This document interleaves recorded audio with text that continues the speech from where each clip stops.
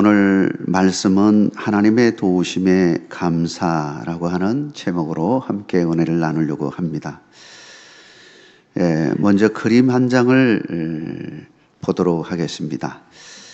이 그림은 미국의 워너 솔맨이라고 하는 화가가 그린 머리 대신 예수님이라고 하는 아주 유명한 그림입니다.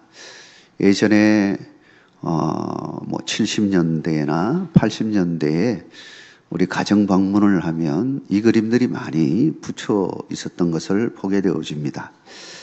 1940년대 이 책자로 제작이 되어서 미국에서 500만 부 이상 팔릴 정도로 아주 유명한 그러한 그림입니다.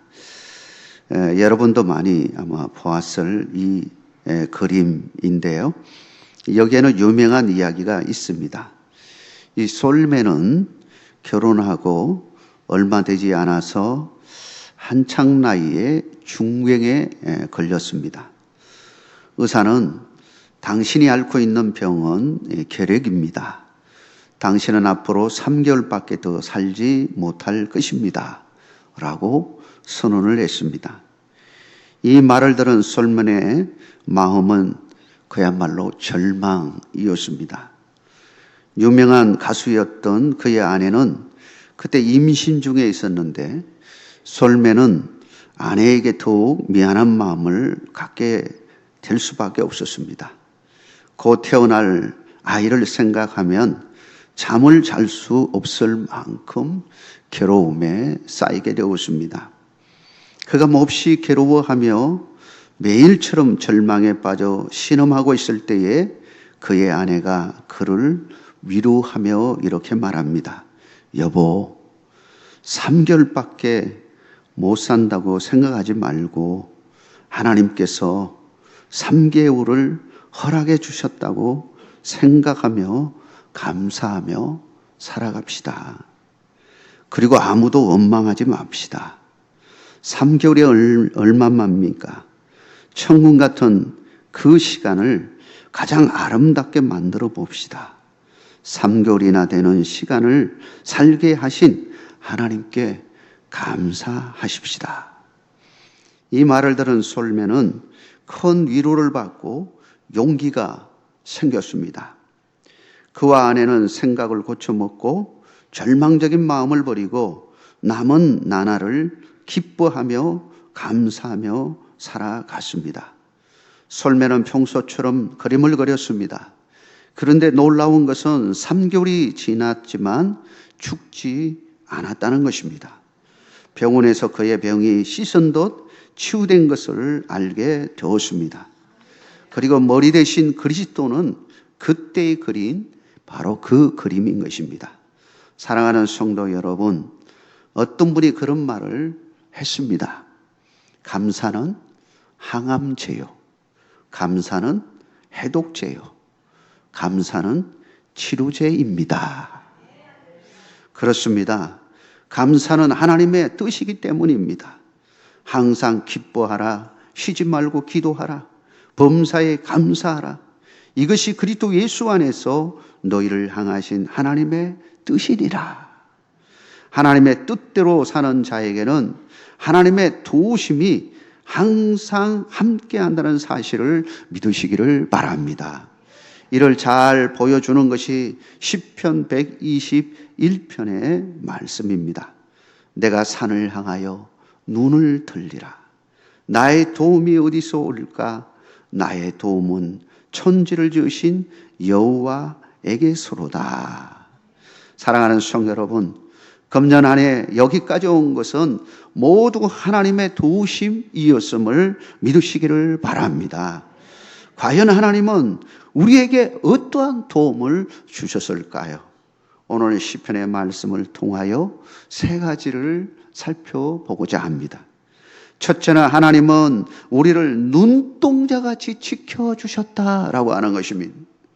우리 하나님은 우리를 지키시는데 졸지도 않으시고 주무시지도 않으시고 우리를 지켜섰다고 말씀하고 있습니다. 인간은 피곤하면 졸기도 합니다. 그래서 자동차를 운전하다가도 깜빡하고 나도 모르게 정말 순간적으로 그냥 깜빡 졸 때도 있죠. 얼마나 놀랍니까?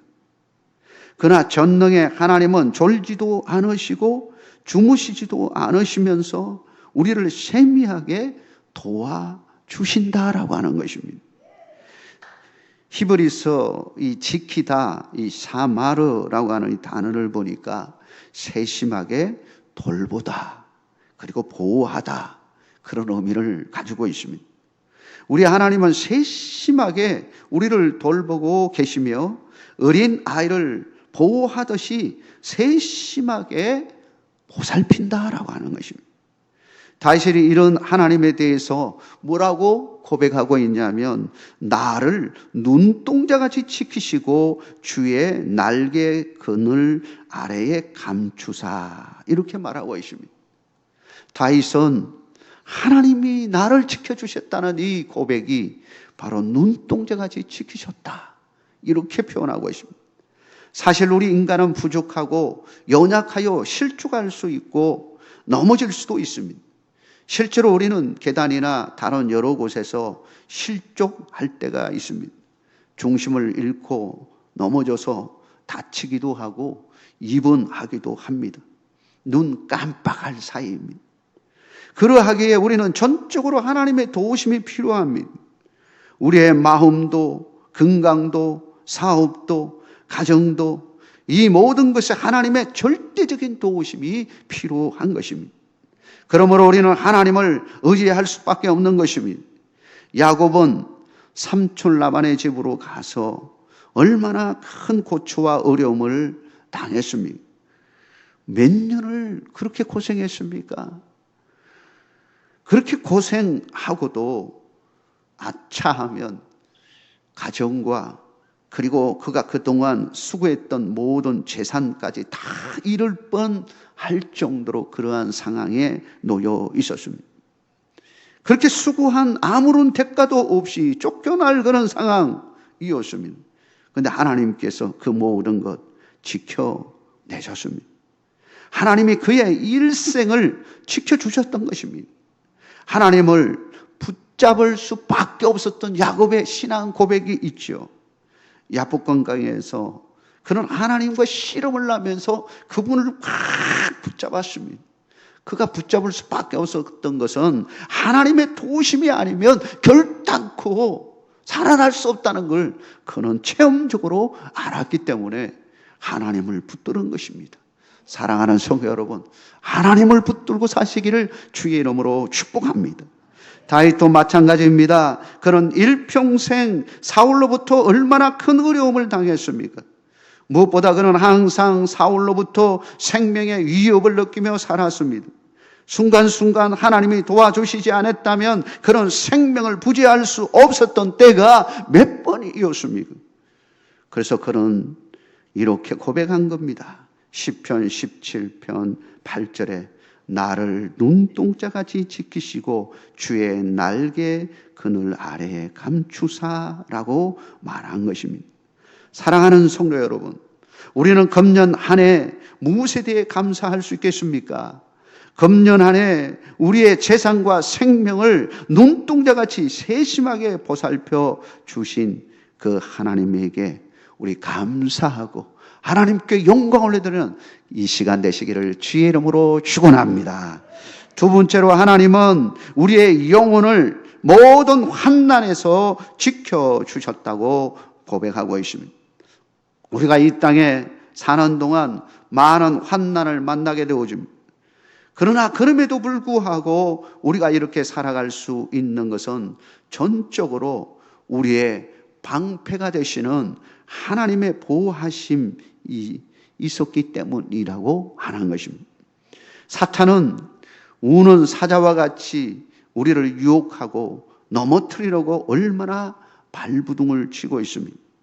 그런 싸움 속에서 우리가 건재할 수 있는 것은 무엇 때문일까요? 바로 하나님의 절대적인 도우심이 함께 했기 때문인 것입니다. 그래서 오늘 시편 기자는 7절에서 이렇게 고백하고 있는 것입니다.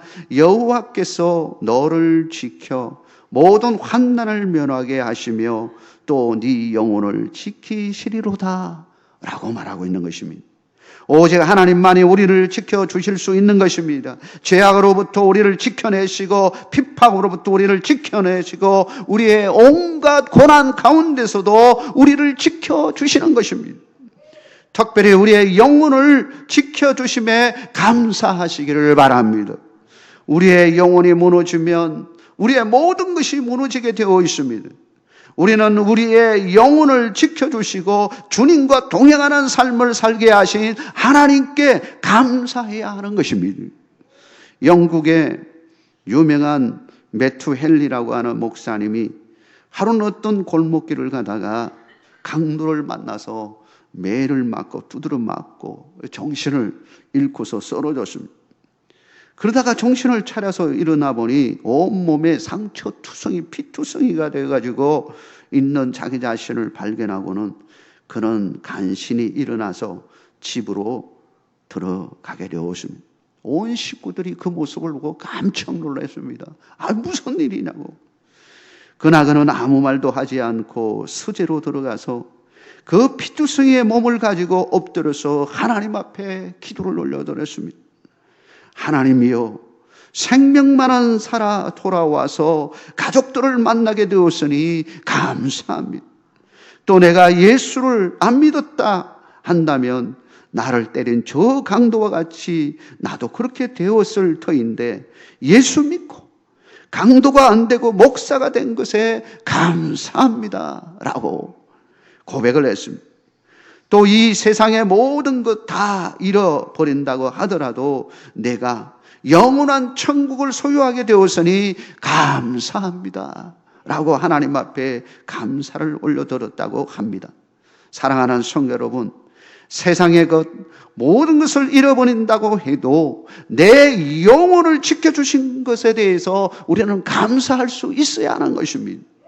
비록 물질적인 것으로 풍부해서 감사할 조건도 되지만 그러나 우리의 영혼에 평화와 기쁨을 주신 것에 대해서 우리는 진정으로 감사할 수 있어야 하는 것입니다.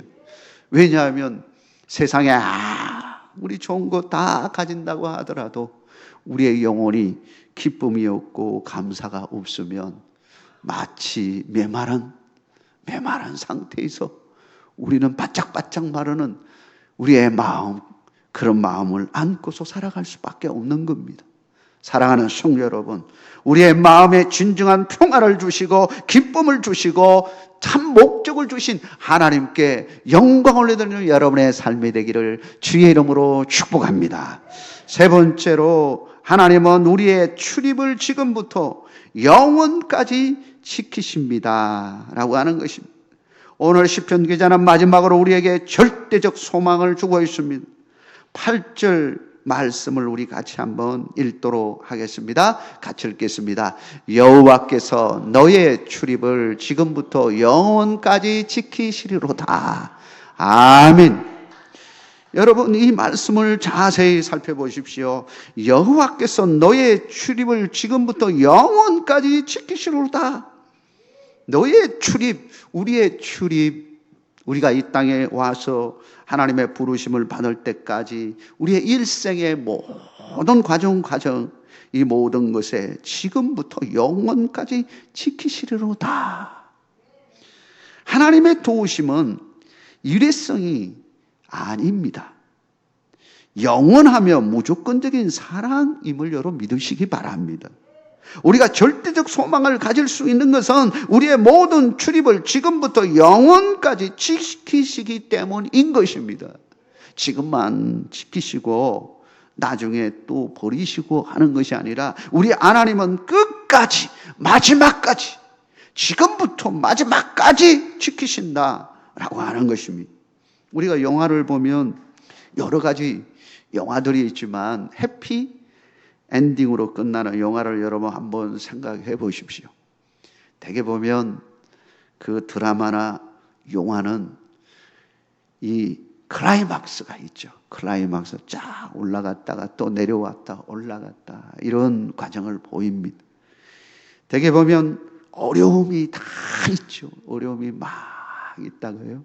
그러다가 또 그 어려움을 극복하고 그것을 위기를 탈출해서 또 회복하고 하는 과정들을 통해 가지고 계속 그런 과정들을 보이면서 그 드라마나 영화를 보는 사람으로 하여금 쫙 감정을 고조시켰다가 또 탁 내려놓다가 이런 과정을 보입니다. 그런데 영화와 드라마는 처음과 끝이 이미 딱 나와 있지 않습니까? 이 영화는 해피엔딩으로 끝나구나. 지금 아무리 고난이 있고 힘들고 어렵다 할지라도 마지막에 장면에 승리했다라고 하는 걸 다 보여주고 있지 않습니까? 그러면 아무리 힘들고 어려운 과정에 있다 할지라도 그 보는 사람들은 소망에 있는 거죠. 그래도 저렇게 힘들고 어렵다 할지라도 이렇게 마지막에 아름답게 끝나지 하고 하는 그 마음이 있기 때문에 사실은 슬퍼하지 않습니다. 소망을 가지는 거죠. 여러분, 우리도 한편에 우리의 인생이 해피엔딩으로 끝나는 드라마와 같습니다. 영화와 같습니다. 여러분의 인생의 한편들이 다 영화입니다. 고난이 있고 힘들고 어려운 일들도 있습니다. 그러나 그 고난과 어려움이 있다 할지라도 한난이 온다 할지라도 그걸 다 이겨내고 우리는 마지막 순간에 무엇으로 끝나느냐? 해피엔딩으로 끝나는 것입니다. 사랑하는 성도 여러분, 성도의 삶이라고 하는 것은 어떤 경우에도 해피엔딩이라고 하는 것을 믿으시기를 바랍니다. 욕과 같이 우리에게 온갖 어려움과 환난이 몰려온다고 해도 우리가 결코 실망하지 않을 것은 하나님이 우리를 영원히 지키시기 때문인 것입니다. 평생에 주님과 동행하는 삶을 살았던 다윗은 시편 23편 6절에서 내 평생에 선하심과 인자심이 반드시 나를 따르리니 내가 여호와의 집에 영원히 살리로다 라고 고백하고 있습니다. 여호와의 집에 살기만 하면요, 그 집에 있기만 하면 아무리 힘들고 어렵고 초조하고 급한 일이 생기고 정말 말할 수 없는 고통이 핍박이 온다 할지라도 주님 안에 있기만 하면, 여호와의 집에 영원히 살리라는 말은 하나님 품 안에 있는 걸 말하는 겁니다. 주님과 동행하는 삶을 말하는 것입니다. 주님과 함께하고 주님 안에 살기만 하면 그게 문제가 되지 않는다라고 하는 것입니다. 사랑하는 성도 여러분, 다윗이 순간순간 어려운 고비를 많이 겪으면서 터득한 것이 무엇입니까? 바로 하나님과 함께하면 된다는 겁니다. 내가 음침한 골짜기, 사망의 음침한 골짜기를 다닐지라도 해를 두려워하지 않을 것은 주께서 나와 함께 하심이라. 정말 나를 해하려고 하는 그런 골짜기, 깊은 골짜기, 강도들이 득실득실한 그런 골짜기, 여러분 생각해 보십시오. 사실 이스라엘의 그 골짜기라고 하는 것은요, 사막이기 때문에요, 비가 막 내릴 때는 거기가 빗물이 썰려 내려와 가지고 강을 이루어서 물이 내려가는 곳이지만, 그런 때는 별로 1년에 몇 차례나 있을까 말까 할 정도이고요. 대개는 계곡이 아니라 그곳에 이제 그야말로 길이 생기는 겁니다. 그 길을 통해서 사람들이 지나가고 하는 거예요. 거기에 강도들이 막 숨어가지고요, 그냥 어떻게 하는 그런 강도들이 많았던 겁니다. 그 골짜기를 지나가는데 얼마나 두렵겠습니까? 두렵고 떨리죠. 마치 우리 인생이 그와 같은 골짜기를 지나는 것처럼 우리에게 많은 고비들이 오고 힘든 순간이 오지만 우리 주님이 함께 한다면 그 모든 건 이겨낼 수 있다라고 하는 겁니다. 사랑하는 성도 여러분, 다윗이 가졌던 이 신앙, 여러분도 가지시기를 주의 이름으로 축복합니다. 신학자이자 시인인 누돌프 불투만이라고 하는 목사님이 계시는데요. 그분이 감사하라라고 하는 시를 이렇게 썼는데 그 중에 일부분을 제가 한번 읽어보겠습니다. 나의 구원자이신 주님께 감사하라. 모든 것을 주시는 주님께 감사하라.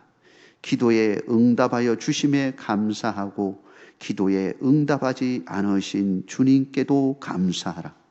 고통을 주셔서 감사하고 즐거움을 주셔도 감사하라.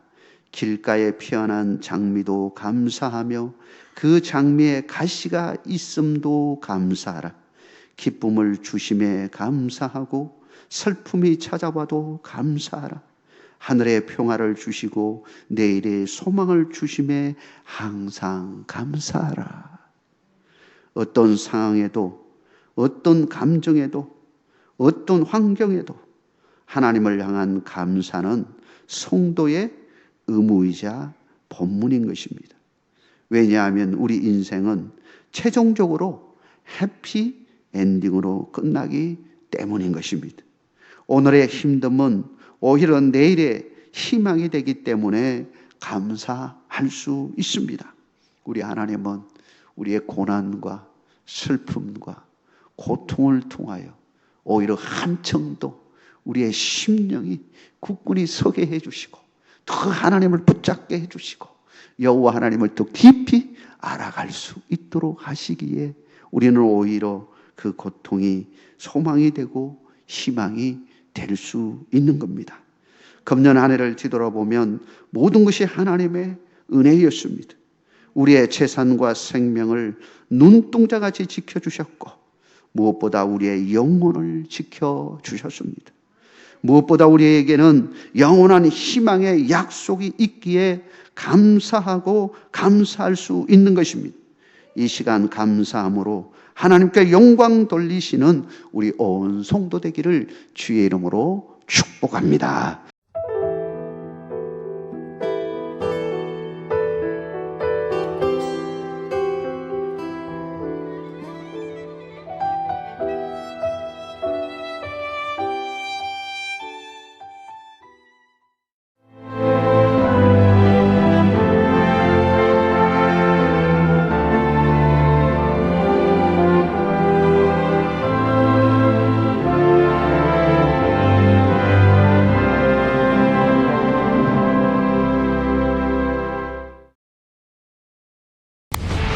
생명의 땅, 으뜸 전담이 새로운 미래를 만들어갑니다. 산업의 기초부터 미래 첨단 산업까지 함께하는 기업에 답을 드립니다. 기업이 더 넓은 세계로 더 밝은 내일로 나아갈 수 있도록 전라남도가 함께하겠습니다.